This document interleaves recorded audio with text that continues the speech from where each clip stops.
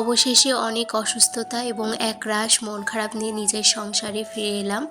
আসসালামু আলাইকুম এভরিওয়ান। ঈদে আমি এবার অনেক দিনই আমার বাপের বাড়ি থেকেছি। অনেক দিন বলতে এটাই তো আমার প্রথম ঈদ ছিল আমার পরিবার ছাড়া। কারণ আমার নিজের সংসারটা তো খুব একটা বেশি দিনের নয়, এই 2 থেকে 3 মাসের হয়েছে। তো ফিরে এসে বাসায় এসে তো আমার মাথায় হাত, কারণ আমার শরীর অনেক বেশি খারাপ ছিল।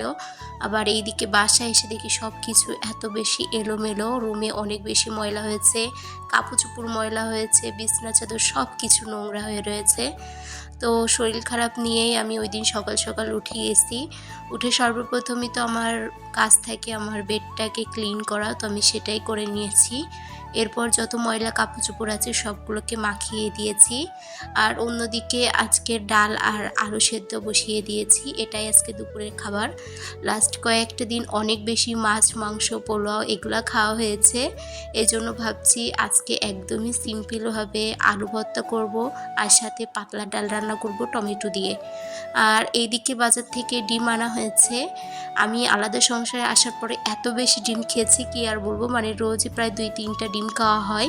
যেহেতু আমাদের ফ্রিজ নাই, এজন্য মাছটা আমরা খুব একটা বেশি খাই না, এজন্য ডিমটাই বেশি খাওয়া হয়। আর ডিম খেতেও কিন্তু অনেক বেশি ভালো লাগে। যে কোনো তরকারিতে ডিম ফাটিয়ে দিলে আমি দেখেছি এখন অনেক বেশি মজা লাগে। আগে তো আমি ডিম খেতামই না, এখন এটা আমার খুব পছন্দ। এদিকে আমি ঘরের আরেক কোণাটাও পরিষ্কার করে ফেললাম। আই উইশ যদি এরকম এক চুটকিতে সব কিছু পরিষ্কার করা হয়ে যেত তাহলে কতই না ভালো হতো। সংসার ছোট হোক বা বড় হোক, সাহায্য করার মতন কেউ না থাকলে কিন্তু সব কাজই অনেক বেশি কঠিন লাগে। আর একা একা থাকলে সব কিছুই আসলে অনেক বেশি কঠিন লাগে। আমার ছোট্ট সংসারের জন্য আমার মা আমাকে একটা ছোট্ট রাইস কুকার কিনে দিয়েছে, আলহামদুলিল্লাহ। রাইস কুকারটা আমার এত বেশি পছন্দ হয়েছে, আমার পছন্দের কালারে ছিল মেরুন কালার। এটা অনেক বেশি সুন্দর ছিল রাইস কুকারটা। আলহামদুলিল্লাহ আমার ছোট্ট সংসারের জন্য আস্তে আস্তে আমি প্রয়োজনীয় ছোট ছোট জিনিস কিনছি, আর আমার মাও আমাকে অনেক কিছু কিনে দিচ্ছে। একদিন এই সংসার সব কিছুই হয়তো পরিপূর্ণ হয়ে যাবে। আলহামদুলিল্লাহ, এটাই ছিল ছোট্ট ব্লগ।